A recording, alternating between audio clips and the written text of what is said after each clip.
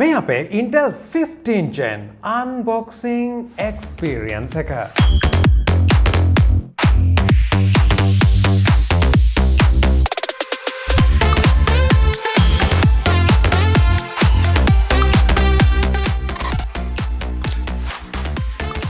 අසාදරයෙන් පිළිගන්නවා තවත් interesting video එකකට. Intel සමාගම සෑහෙන කාලයකට පස්සේ ඔවුන්ගේ ගමන වෙනස් කරලා තියෙනවා. ඒ තමයි Intel 15 Gen architecture එක. ඉතින් මෙතනදී අපි සාමාන්‍යයෙන් දැනගෙන හිටිය cores hyperthreading මේ දේවල් වලින් එහාට ගිහිල්ලා Intel සමාගම වෙනස්කම් ගොඩක් කරලා තියෙනවා. ඉතින් මේ වෙනස්කම් ගැන මම deep talk වීඩියෝ එකක් අරගෙන ආවා 15 Gen ගැන. ඒ වීඩියෝ එක බැලුවේ නැත්නම් අනිවාර්යයෙන්ම ගිහින් බලන්න. ගොඩක් points වෙලාව අරගෙන ගොඩක් දේවල් දැන් නැති කට්ටියට තේරෙන විදිහට මේකේ බෑක් ස්ටෝරි එකත් එක්ක කියලා තියෙනවා. ඉතින් මේ වීඩියෝ එකෙන් බොහොම සරලවම මෙන්න මේ අපේ 15 Gen CPU වල වෙනස්කම් ගැන කතා කරන්න යන්නේ. ඉතින් පළවෙනිම දේ තමයි අපිට මෙතනදී වෙනසක් ඇවිල්ලා තියෙනවා Intel සමාගමේ අපි මෙච්චර කාල දැකපු Intel Core i3 Intel Core i5, i7, i9 කියන naming scheme එක Intel සමාගම සම්පූර්ණයෙන්ම අයින් කරලා තියෙනවා. ඉතින් ඒ අයින් කරනවත් එක්කම දැන් අපිට තියෙනවා Intel Core Ultra 5 විදිහට naming එක. ඉතින් මේ naming එක වෙනස් වෙනවත් එක්කම ඔවුන්ගේ අනිත් දේවල් වෙනස් වෙලා නැහැ. ඒ කියන්නේ K අකුරක් තියෙනවා නම් මේක unlock CPU එකක්, F අකුරක් තියෙනවා නම් මේ CPU එකේ onboard graphic නැහැ. මේ නාමකරණය තියෙනවා. හැබැයි මෙතනදී දැනගත යුතු දේ තමයි Intel Core i තවදුරටත් අපිට නැහැ. ඒ වෙනුවට Intel Core Ultra සහ Intel Core විදිහට එන්නේ. ඉතින් K series වලට මම හිතන්නේ බොහෝ විට Ultra නමත් ඊට පස්සේ normal processors වලට Intel Core විදිහට තමයි නම එන්න තියෙන. ඒක තාම කන්ෆර්ම් නැහැ හරි ඉන්ෆර්මේෂන් එකක් එක්ක.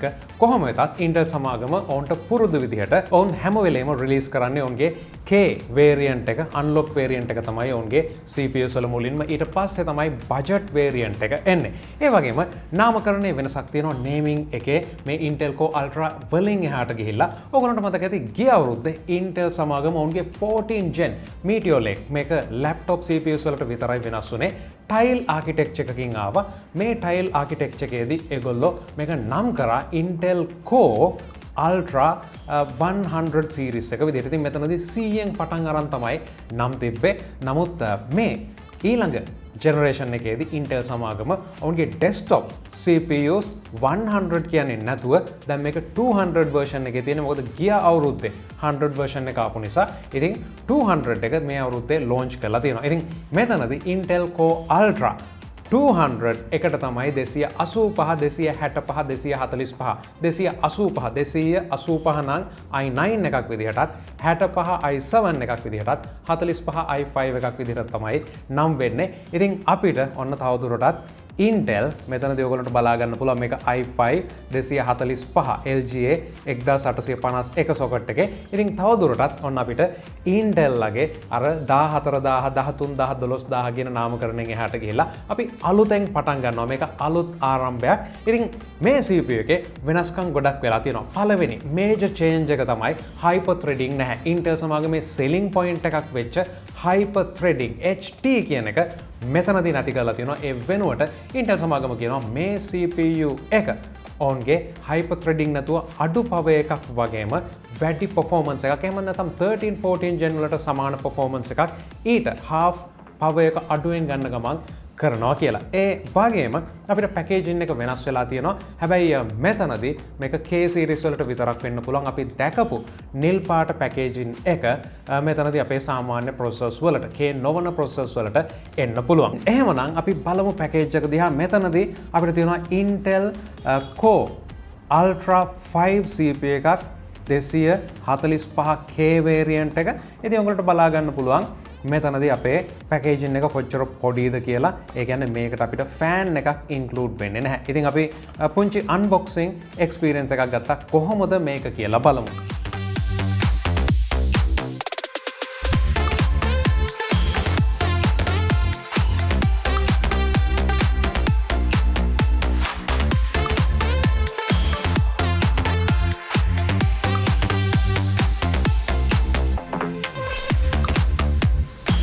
මේ මේ තියෙන්නේ 15 gen CPU එක. ඉතින් socket එකේ size එක වගේම IHS එක පොඩ්ඩක් ලොකු වෙලා තියෙනවා මෙතනදී. ඒ වගේම මේක ඇතුලේ තියෙන tile architecture එකක්. ඉතින් උදාහරණයක් විදිහට බොහොම සරලවම ගත්තොත් මීට කලින් තනි chip එකක් die එකක් විදිහට නිර්මාණය වෙච්ච කොටස් මේ වෙනකොට වෙනස් lithography process යටතේ වෙනම නිර්මාණය කරලා තමයි මේ chip එක මතදී assemble කරන්නේ Intel සමාගමේ Foveros කියන 3D stacking technology එකත් එක්ක.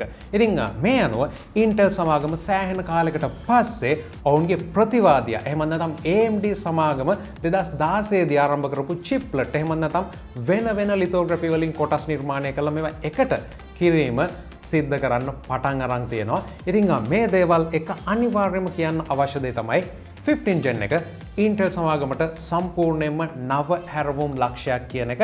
ඉතින් මෙතනදී මේ 15 gen එහෙම නැත්නම් මේ Core Ultra පරම්පරාවේ පළවෙනි desktop chip එක විදිහට මේක Intel සමාගමේ යම් කිසි විදිහකට පොඩි ටෙස්ට් එකක් විතරයි. ඉතින් මේ platform එක තව fine tune කරන්න මේක සෑහෙන දියුණු කරන්න Intel සමාගමට හැකියාව තියෙනවා. හැබැයි ඒක මේ දැන් මේ chip එක අලුතෙන්ම desktop එකට රිලීස් කරලා උගත් පාඩම් එක්ක 16 gen එකේදී අපිට එන්න පුළුවන්. ඉතින් මේ දේවල් තමයි බොහොම සරලවම highlight කරන්න තියෙන්නේ. ඔයාලගේ අදහස මොකද්ද මේ වීඩියෝ එක ගැන කියන එක ගැනත් අනිවාර්යෙන් පල්ලා comment section එකේ දාන්න. ඒ වගේම මේ වගේ වීඩියෝස් දිගටම අරගෙන යනවා. subscribe කරලා නැත්නම් subscribe කරන්න. හම්බෙමු තවත් වීඩියෝ එකකින්.